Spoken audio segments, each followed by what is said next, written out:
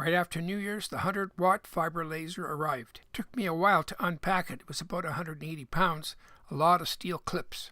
Everything was there that I ordered and no damage. I had already started to build a table for the fiber laser. I'm beginning to set it up. I built 2 tables, one for the laser and one for the computer. I also ordered an enclosure for the laser, and you can see there I've unpacked it and set it up on top of the laser. Felt the enclosure was a necessity for me because it'll help me not having to wear safety glasses all the time. My first experiment is going to be with an anodized black aluminum business card. I'm going to put that into Lightburn and we'll start the engrave. It's kind of neat how Lightburn has that preview right on the card where you're going to engrave, so you know exactly where that burn is going to be. Mind you, I kind of messed it up here because of the metric and imperial. I'm used to working imperial, so I've got to get my head around metric. So things were kind of a little bit too big there, but I got it straightened out. I think it turned out quite well. I like it. It looks quite professional.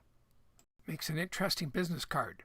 Thought I'd show some of the other metals that I experimented with. This was a black acrylic, next was a blue plastic, and then I went on to brass, and then I went on to aluminum, and then I went to just cold steel, and then to stainless.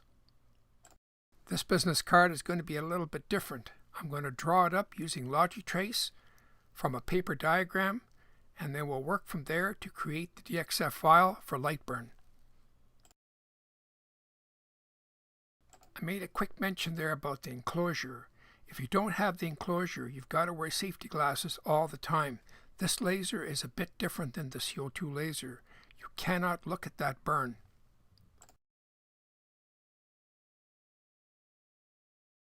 The enclosure that I purchased has special panes of glass. I guess they're acrylic, but they're special acrylic because they protect you from that laser beam.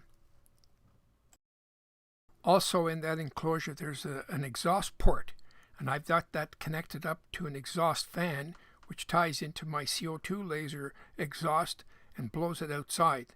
There isn't that much that comes off this laser, but there is a smell.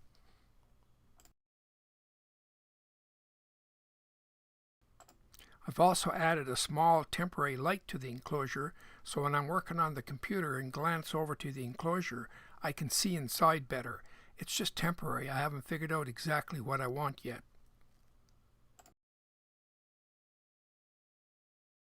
Pretty well finished tracing everything out here, so now I'll save that file as a DXF file, and I'll load that file directly into Lightburn.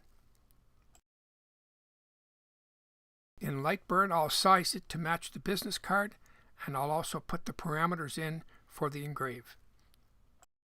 The fiber laser comes with EasyCAD too, but I prefer Lightburn. I use Lightburn on the CO2 laser.